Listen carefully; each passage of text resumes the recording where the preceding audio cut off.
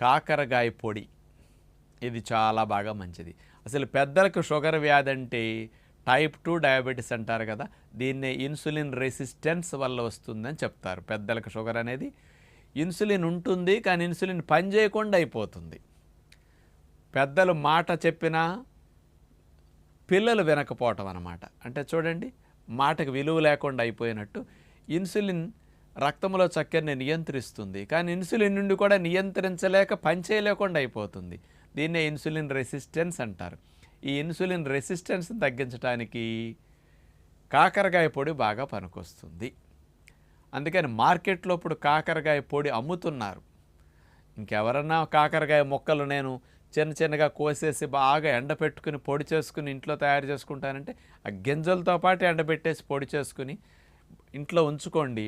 రోజు 15 గ్రాముల అంటే దగ్గర దగ్గర